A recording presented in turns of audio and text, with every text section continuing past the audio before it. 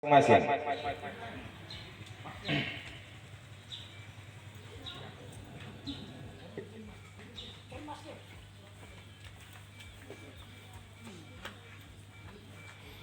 Itu yang berkumpul itu. Pindah ke sana. Mereka tuh yang pindah ke sana. Pindah ke sana. Yang baru datang ke sana ujung. Yang baru datang ke sana ujung. Jalan sana. Muka lihat orang muka-muka yang tidak jelas macam muka Carlos. macam katak Dan kedua temanmu tuh, sana ujung. Jangan, cepat. Ujung sana.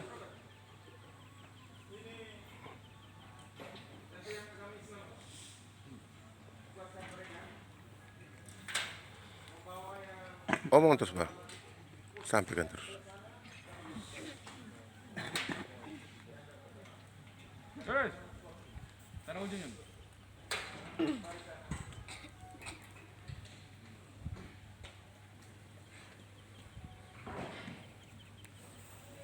Jadi, Evan kamu mundur lagi. Mundur kita kan mundur. Ini siapa nih? Siasau, ke belakang lagi. Nah, kamu tuh barisan yang paling ujung situ. Tidak boleh ada orang lain lagi. Mengerti? Artinya sebentar kalau ada yang datang lagi suruh mereka ke sana. Kalau sebentar habis jalan salib ada orang lain di situ, kamu yang kena. Pentil pertama di situ. Erik, jarak kecil. Ada. Ini perhentian pertama ke-14 ya, itu 14 pertamanya di sana. Pertama itu ya jauh ke sini sedikit, pindahkan ke sini sedikit, angkat pindahkan ke sini.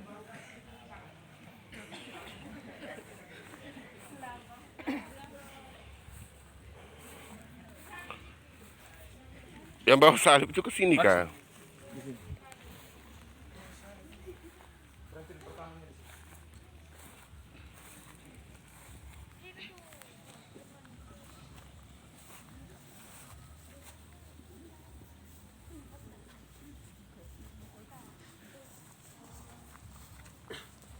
Di depan, jangan di samping.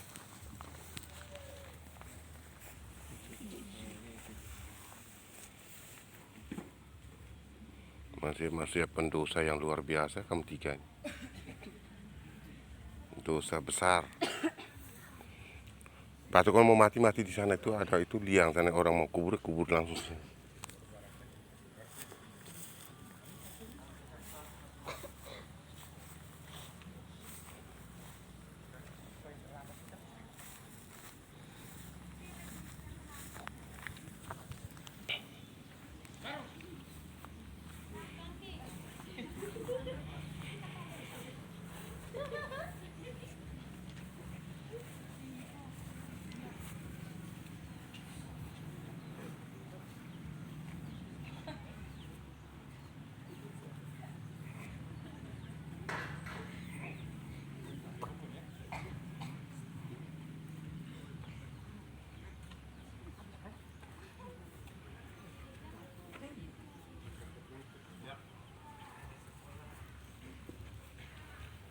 Ayo.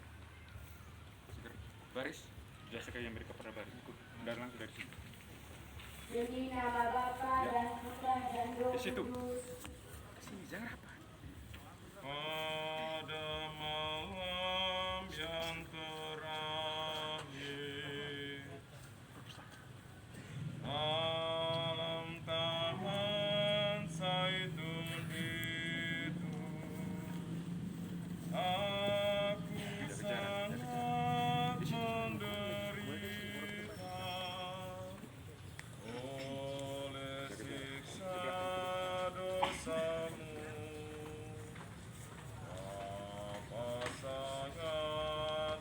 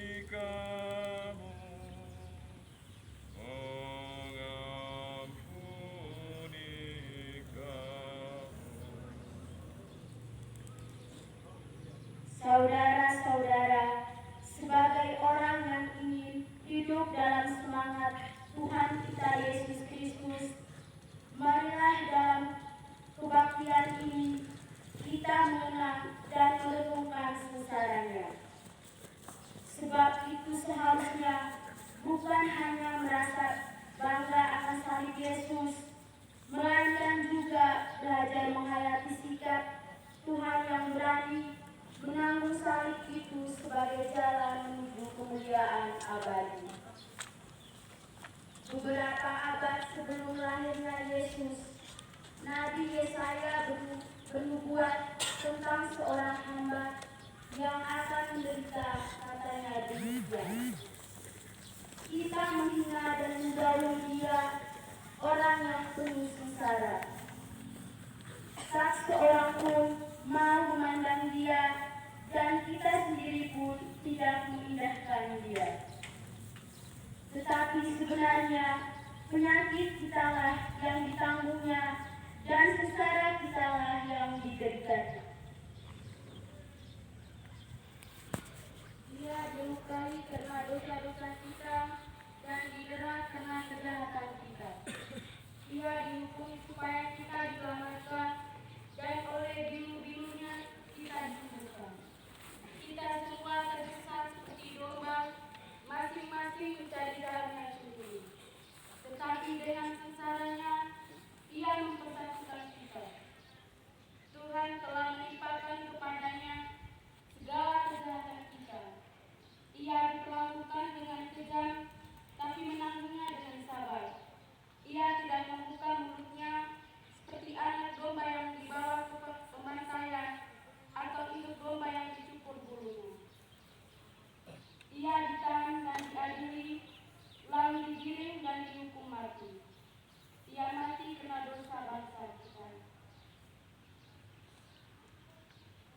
Marilah kita berdoa. Tuhan Yesus, tolonglah agar selama hidup di bumi ini kami senantiasa mau untuk menemukan misteri salibmu melalui kebangkitan yang suci itu. Amin. Buku nomor 46. Bapa dalam surga, kasihani kami. Putra Sabda Allah, kasihani kami. Roh Kudus Ibu, kasihani kami. Tritunggal Terkudus, kasihani kami. Yesus, Yesus, yang taat kepada Bapa hingga wafat pada salib, kasihanilah ya Tuhanku. Semoga sengsaramu membawakan selamat.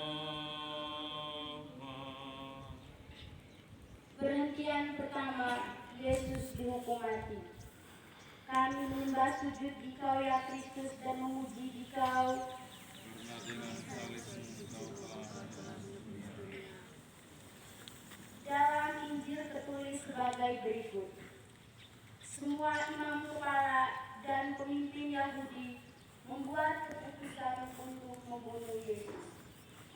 Mereka membelenggu dia, membawa dia, lalu menyerahkannya kepada Pilatus, gubernur pemerintahan Roma. Pilatus menyuruh orang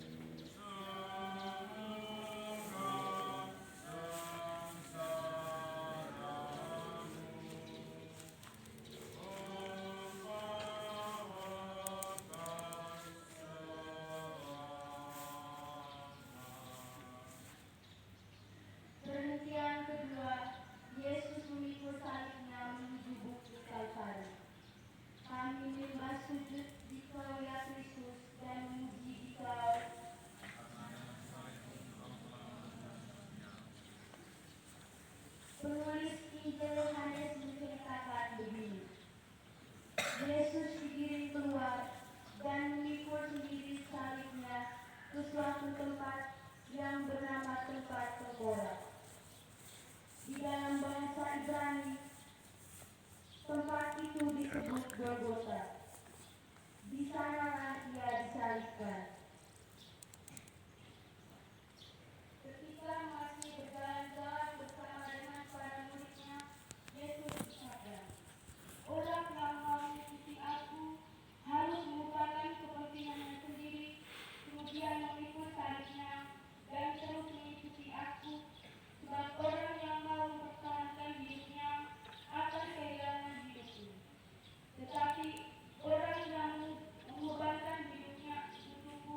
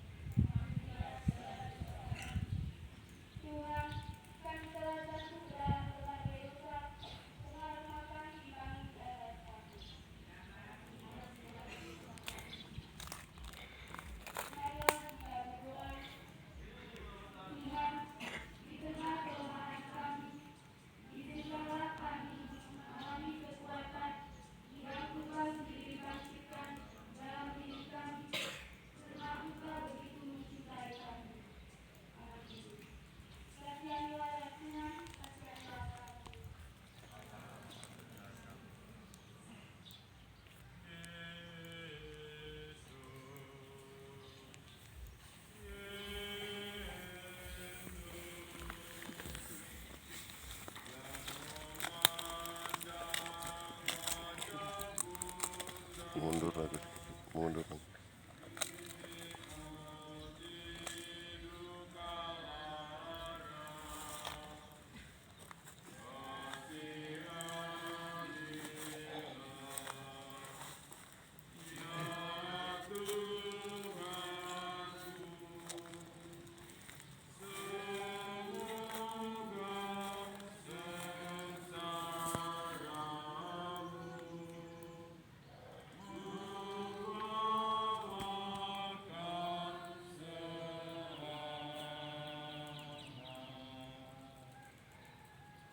Perhentian keempat, Yesus berjumpa dengan ibunya. Kami menyembah sujud di Kau ya Kristus dan memuji di Kau.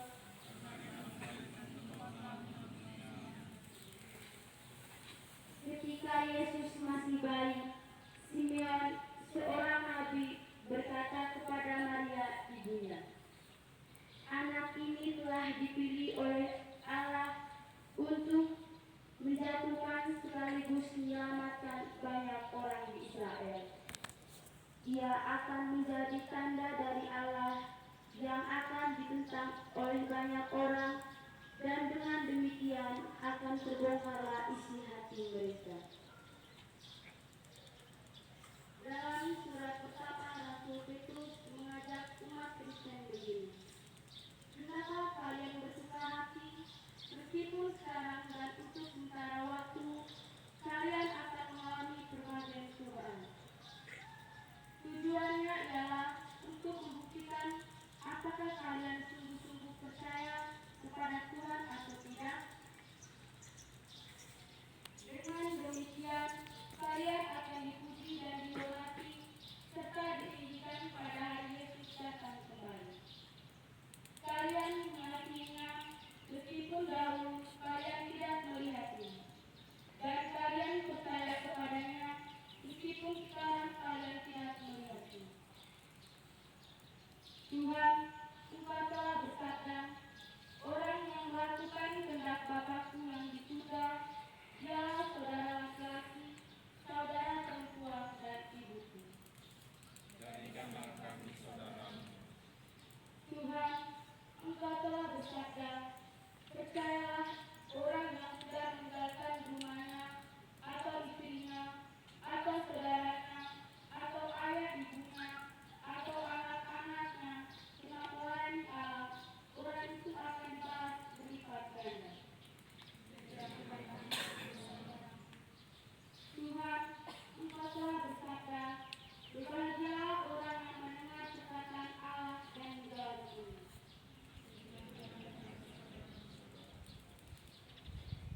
Marilah kita berdoa. Tuhan, izinkanlah kami selalu hidup dalam semangat sukacita sambil menanggung segala penderitaan kami demi kabar baik sebagai tanda bahwa kerajaan-Mu ada dalam diri kami. Amin. Kasianilah ya Tuhan, kasianilah kami.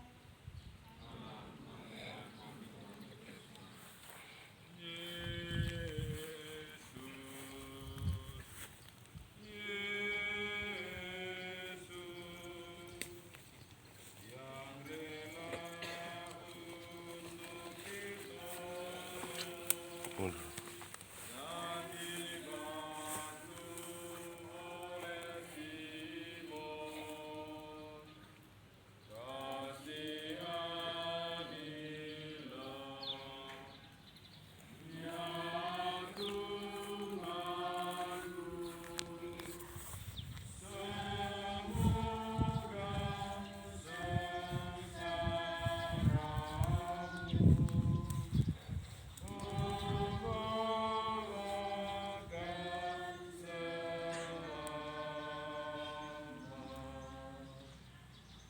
Perhentian kelima, Yesus dibantu oleh Simon dari Kirene. Kami menyembah sujud di Kau ya Kristus dan memuji di Kau.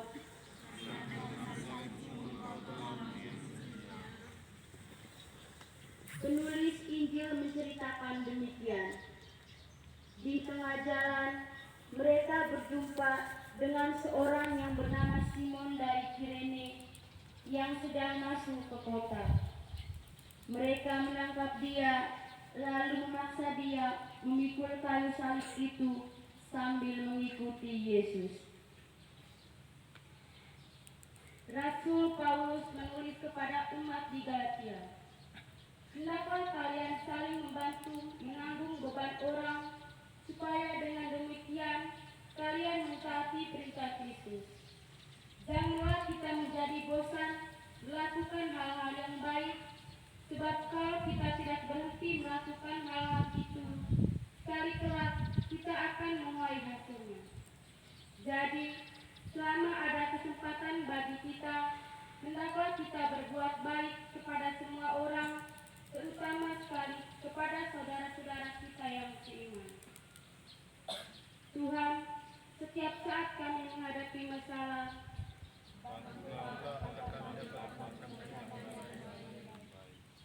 Tuhan, setiap saat kami diperbudak oleh dosa atau berbagai belenggu egoisme,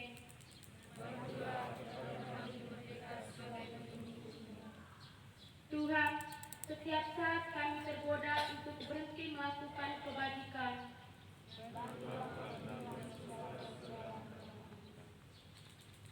marilah kita berdoa. Tuhan, setiap sesama kami adalah wakilmu sendiri, maka bantulah agar kami mengalami kewajiban dalam diri setiap saudara kami, khususnya dalam diri orang yang paling banyak membutuhkan bantuan kami.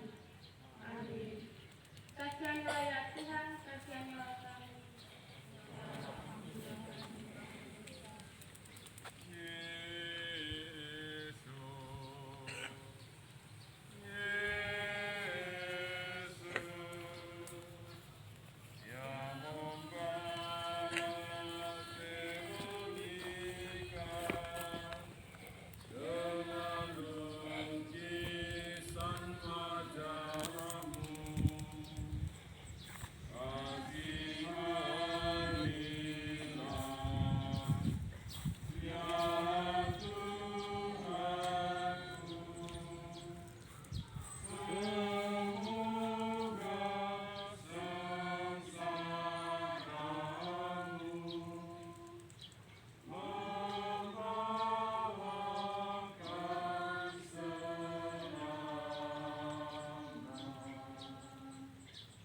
Perhentian ke-6, Yesus, seorang ibu mengusap wajah Yesus. Kami menyembah sujud di Kau ya Kristus dan memuji di Kau.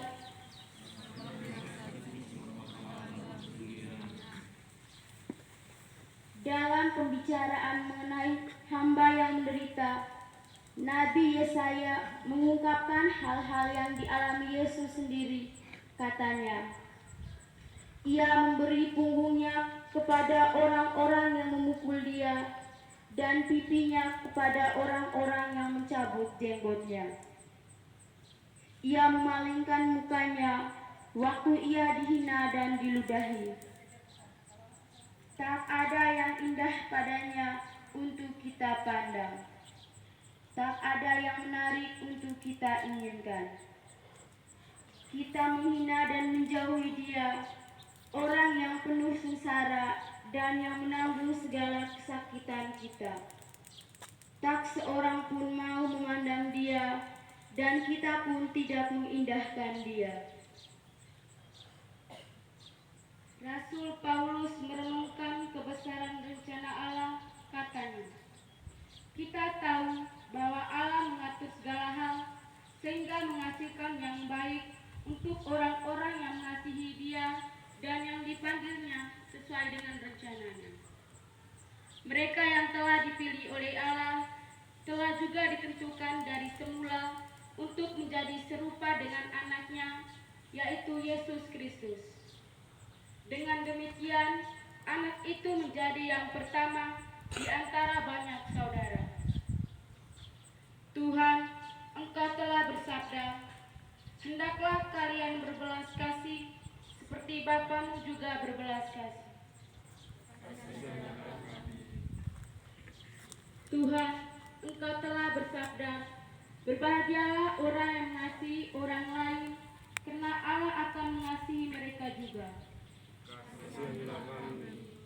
Seorang murid telah menulis, Allah tidak akan menunjukkan belas kasih kepada orang yang tidak mengenal belas kasih. Marilah kita berdoa. Tuhan, Engkau telah menyatakan diri kepada orang-orang kecil dan menyembunyikan diri terhadap orang-orang yang sombong hatinya. Semoga cahaya wajah-Mu selalu menyinari kami. Amin. Kasihanilah ya Tuhan, kasihanilah kami.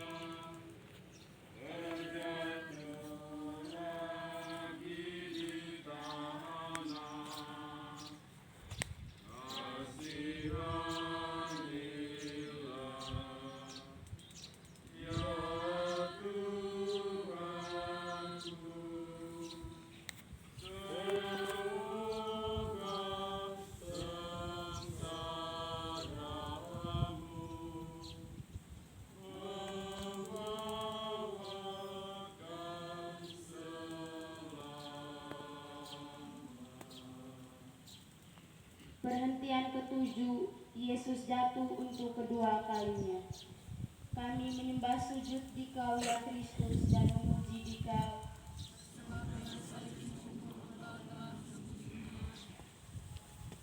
Rasul Paulus menulis begini mengenai Kristus.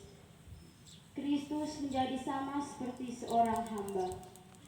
Ia menjadi seperti manusia dan tampak hidup seperti manusia.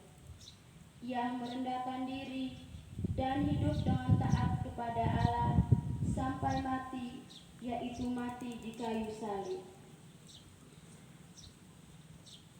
Rasul Paulus juga berkata begini, hendaklah kalian berjiwa seperti Kristus, hendaklah saudara-saudara menerima satu sama lain dengan senang hati, sama seperti Kristus juga menerima kalian. Tuhan, kami bukan pengikut-Mu.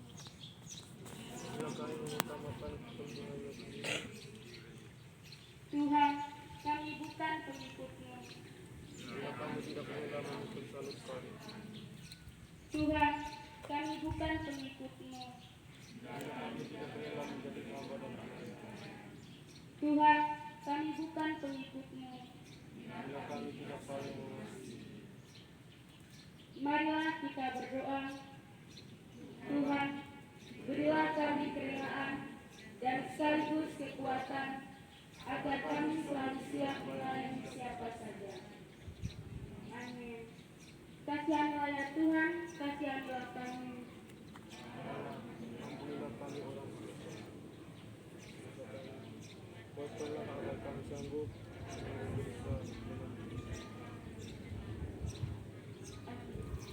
Kasihanilah ya Tuhan, kasihanilah kami. Ampunilah kami orang berdosa.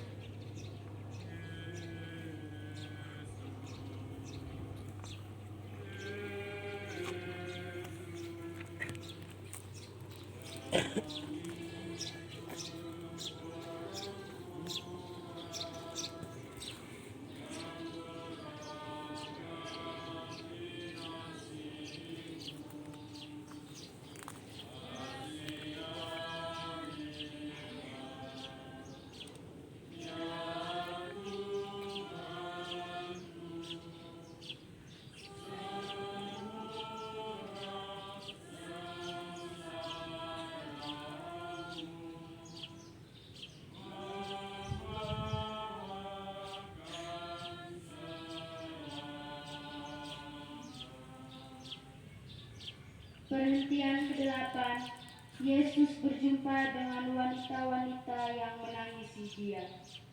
Kami menyembah sujud Dikau ya Kristus dan memuji Dikau.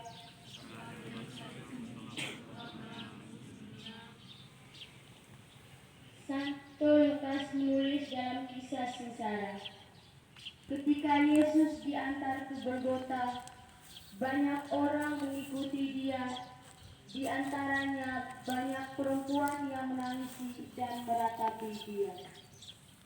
Yesus berpaling kepada mereka dan berkata, "Hai putri-putri Yerusalem, janganlah kamu menangisi aku, melainkan tangisilah dirimu sendiri dan anak-anakmu.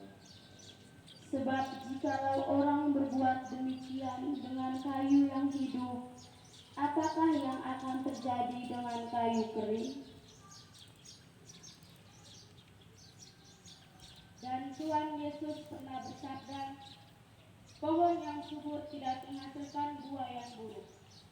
Begitu juga pohon yang tidak subur tidak akan menghasilkan buah yang baik. Setiap pohon dikenal dari buahnya. Mengapa kalian memanggil aku Tuhan, Tuhan, tetapi tidak melakukan apa yang kukatakan kepadamu?" Tuhan Yesus, Engkau telah dikhianati Yudas rasulmu. Tuhan Yesus, Engkau telah diingkari Petrus rasulmu. Tuhan Yesus, Engkau telah ditinggalkan semua rasulmu. Marilah kita berdoa. Tuhan, daripada Engkau kami menerima sari hidup yang sejati. Berkat sari itu kami hidup dan berbuah. Maka jangan biarkan kami menjadi pohon tidak subur dan menjadi kering. Amin. Kasihanilah ya Tuhan, kasihanilah kami.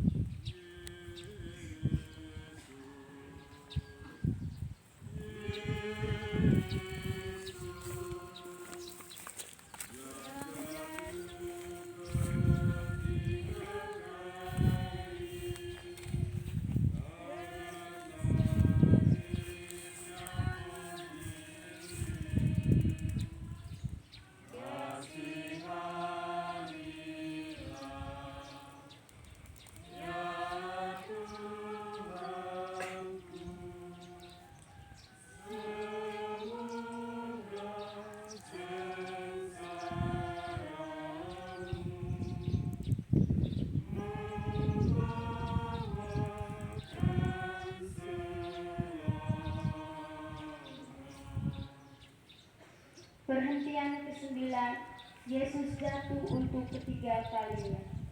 Kami menyembah sujud Dikau ya Kristus dan memuji Dikau.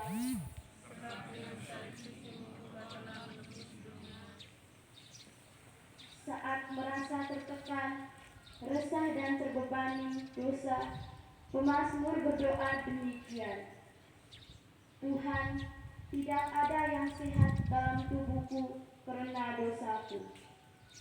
Aku tenggelam dalam banjir kesalahanku, sebab beban dosaku terlalu berat bagiku. Aku remuk redam dan kehabisan tenaga. Aku merintih karena hatiku resah. Tuhan, Engkau tahu segala keinginanku, keluh kesahku tidak tersembunyi bagimu."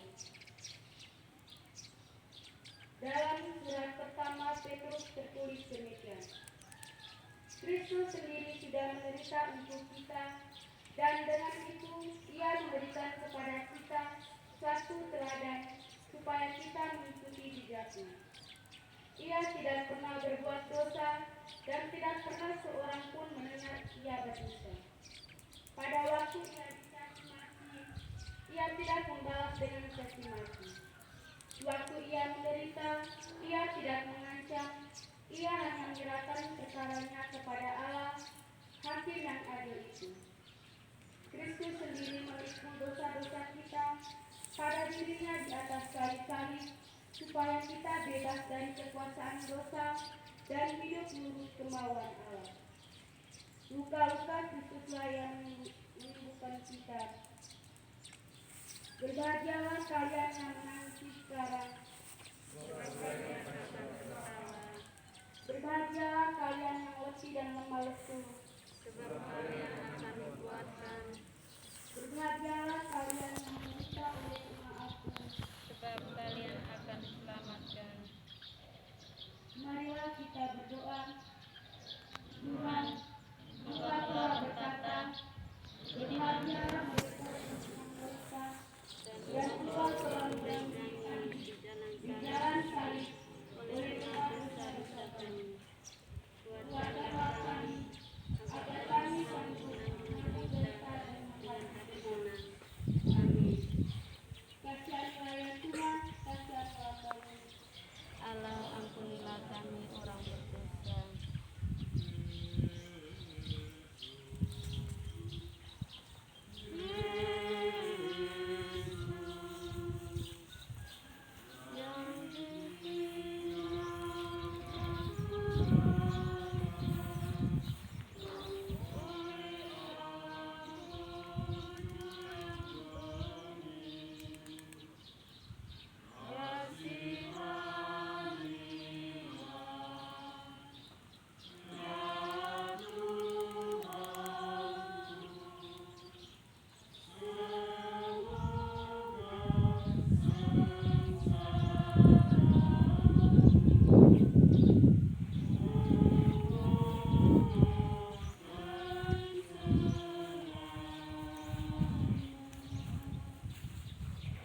Perhentian ke-10, pakaian Yesus ditanggalkan. Kami menyembah sujud di Kau ya Kristus dan memuji di Kau.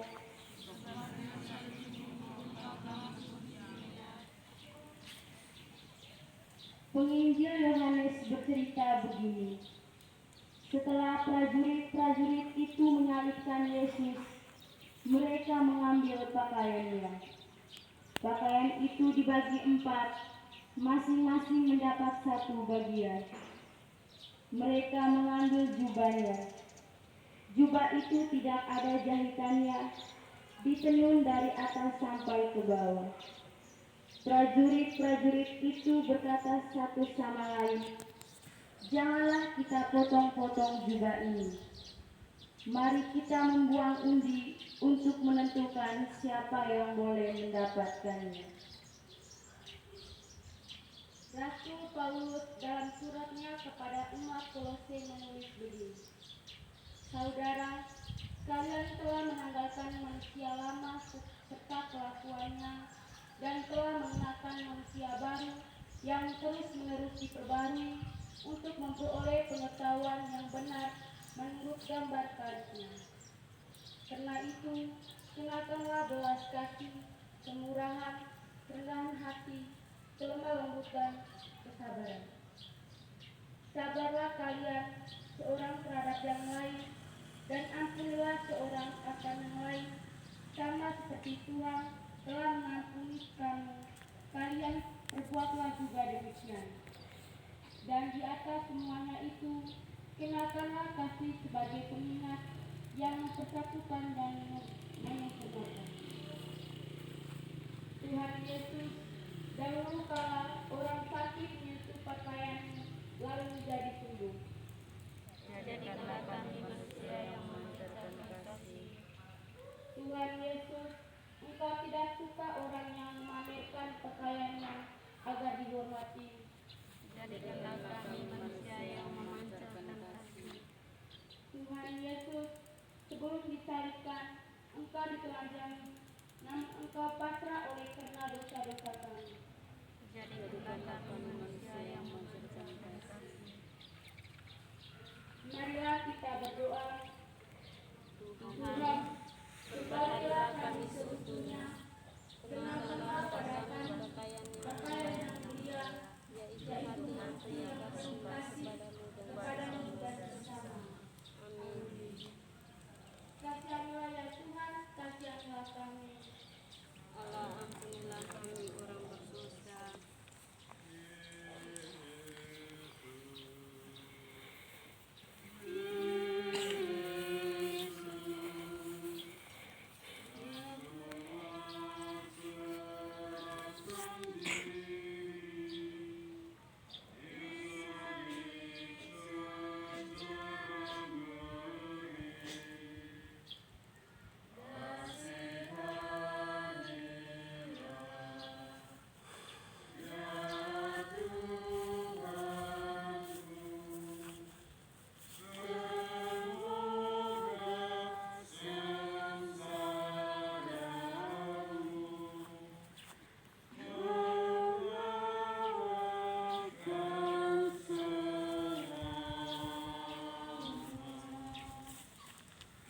Perhentian ke-11, Yesus disalibkan.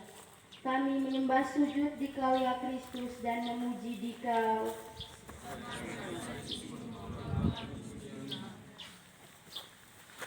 Saat-saat terakhir kehidupan Yesus diceritakan dalam Injil sebagai berikut. Yesus dibawa ke suatu tempat yang bernama Golgota, dan di sanalah ia disalibkan. Bersama-sama dengan Yesus, mereka menyalibkan juga dua orang penyamun, seorang di sebelah kanan dan seorang di sebelah kirinya. Pada kayu salib Yesus, Pilatus menyuruh memasang tulisan, Yesus dari Nazaret, Raja orang Yahudi. Orang-orang yang lewat di situ menggeleng-gelengkan kepala dan menghina Yesus. Mereka berkata, "Hai, kau yang mau merobohkan rumah Allah dan membangunnya dalam 3 hari, coba turun dari salib itu dan selamatkan diri." Rasul Paulus berkata, orang-orang yang sudah menjadi milik Kristus Yesus, orang-orang itu sudah mematikan tabiat manusianya dengan segala hawa nafsu dan keinginannya.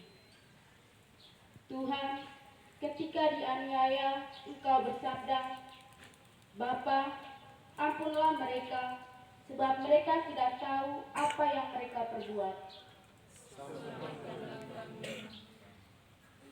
Tuhan, kepada penyamun di sebelah kanan Engkau bersabda, "Percayalah, hari ini engkau akan bersama aku di Firdaus."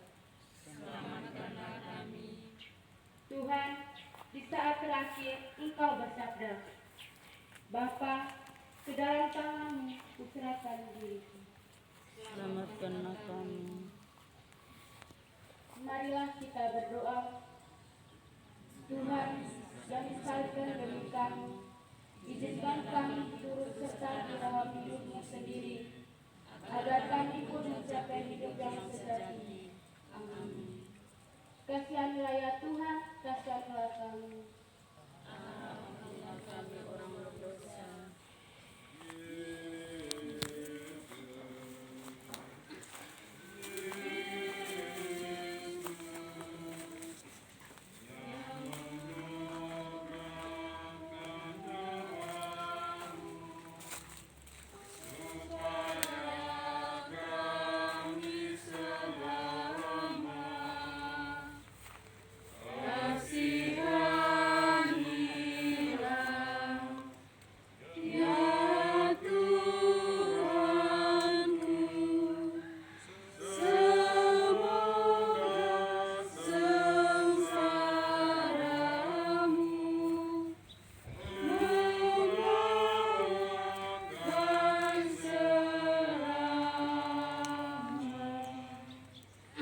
Perhentian ke-12, Yesus wafat disalib.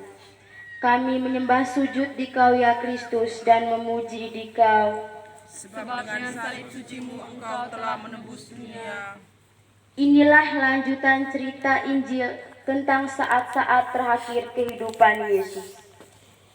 Pada tengah hari, selama 3 jam, seluruh negeri itu menjadi gelap. Pendosa besar. Pukul 3 sore, Yesus berteriak dengan suara keras, "Eli, Eli, lama sabatani," yang berarti, ya Allahku, mengapa engkau meninggalkan aku?"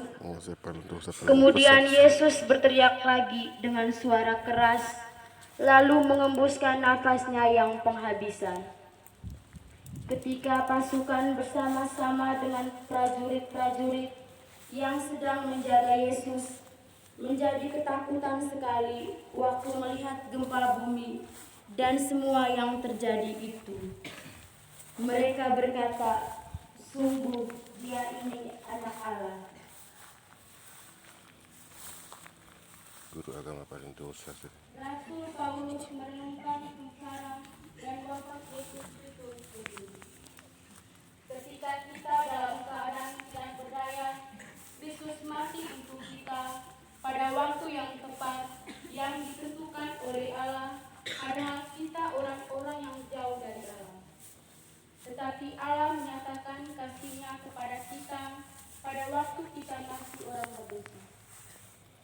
Tuhan, Engkau datang untuk mencari orang yang hilang.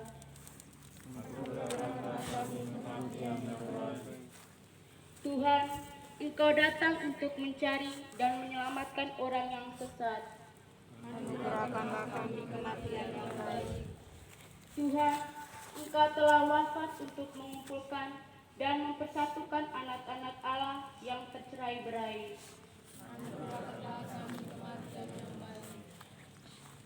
Marilah kita berdoa.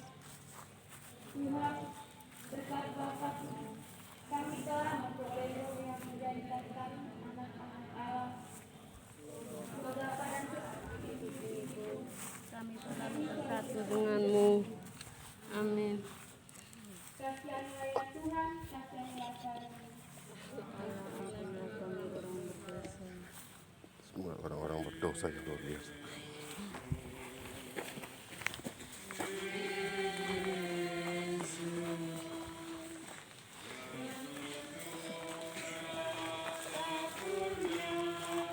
Mundur belakang saja. Diterima oleh kasihanilah ya Tuhanku. Sebentar bersakit. Semoga Sengsaramu membawakan selamat. Perhentian ke-13, jenazah Yesus diturunkan dari salib. Kami menyembah sujud di Kau ya Kristus dan memuji di Kau.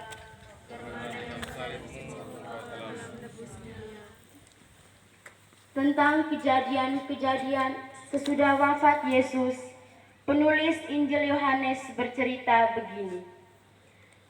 Karena hari waktu Yesus disalibkan jatuh sebelum hari Sabat, orang-orang Yahudi minta izin kepada Pilatus untuk mematahkan kaki orang-orang yang sudah disalibkan dan menurunkan mayat-mayat itu dari kayu salib. Maka prajurit-prajurit itu pergi dan mematahkan lebih dahulu kaki dari kedua orang yang disalibkan bersama Yesus. Ketika mereka sampai kepada Yesus, mereka melihat ia sudah meninggal. Jadi mereka tidak mematahkan kakinya. Tetapi lambung Yesus ditusuk dengan tombak oleh seorang dari prajurit itu, dan segera keluar darah dan air. Dalam surat pertama Yohanes tertulis begini. Siapakah yang dapat mengalahkan dunia selain daripada orang yang percaya bahwa Yesus adalah anak Allah? Yesus Kristus telah datang ke dunia dengan air baptisannya dan dengan darah kematiannya. Tuhan, Engkau telah bersabda, orang yang paling mengasihi sahabat-sahabatnya adalah orang yang memberi hidupnya untuk mereka. Tuhan, Engkau telah bersabda, setiap orang yang percaya kepadaku tidak binasa, melainkan mendapat hidup sejati dan kekal. Tuhan, Engkau telah bersabda, Aku datang supaya manusia mendapat hidup yang berlimpah-limpah.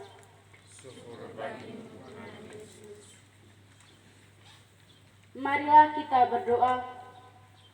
Tuhan, lewat baptisan, kami telah lahir untuk hidup baru. Dengan menerima tubuh dan darah-Mu, jadikanlah kami agar mampu membawa hidup baru itu pada setiap sama. Amin. Kasihanilah ya Tuhan, kasihanilah kami. Yesus, Yesus, yang dengan ratap dan duka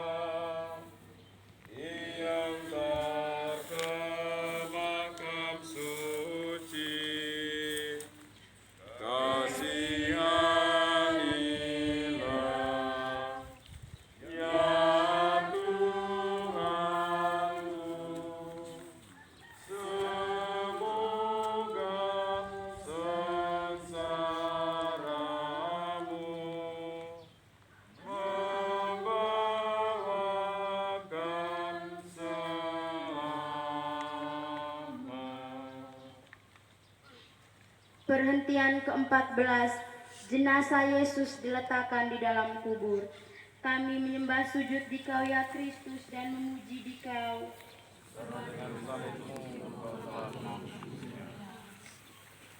Tentang penguburan jenazah Yesus, Injil bercerita begini. Malam itu datanglah seorang kaya dari Arimatea yang bernama Yusuf. Ia juga pengikut Yesus, tetapi secara sembunyi-sembunyi, sebab ia takut kepada para penguasa Yahudi. Ia pergi kepada Pilatus dan meminta jenazah Yesus. Lalu Pilatus memerintahkan supaya jenazah Yesus diberikan kepadanya. Nikodemus yang dahulu pernah datang kepada Yesus pada waktu malam pergi juga bersama Yusuf. Nikodemus membawa ramuan mur dan gaharu, seluruhnya kira-kira 30 kilogram banyaknya. Kedua orang itu mengambil jenazah Yesus dan meminyakinya dengan ramuan wangi menurut adat penguburan orang Yahudi. Lalu mereka meletakkan jenazah Yesus di dalam kuburan yang dibuat dalam sebuah bukit batu. Sesudah itu mereka menggulingkan sebuah batu besar menutupi pintu kubur itu lalu pergi. Rasul Paulus memerintahkan umat Kristen di Kolose begini. Saudara, dahulu kalian jauh dari Allah. Kalian memusuhinya karena kelakuan dan pikiranmu yang jahat. Tetapi sekarang dengan kematian anaknya, Allah membuat hubungan kalian dengan Dia menjadi baik kembali. Dengan cara itu, kalian dapat dibawa menghadap Allah dalam keadaan yang suci, murni dan tanpa celah. Tentang dirimu ya Yesus, orang pernah berkata, belum pernah ada seorang berbicara seperti Dia.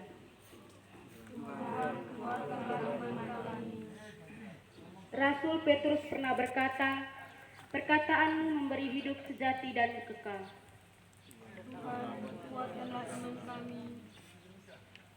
Tuhan, Engkau sendiri pernah bersabda, perkataanku tetap selama-lamanya. Tuhan, kuatkanlah iman kami. Marilah kita berdoa. Tuhan, Engkau telah wafat bagi kami. Namun, perkataan kebenaran dan kasih-Mu itu hidup selama-lamanya. Kini, kami sedang menantikan kedatangan-Mu. Amin. Kasihanilah ya Tuhan, kasihanilah kami.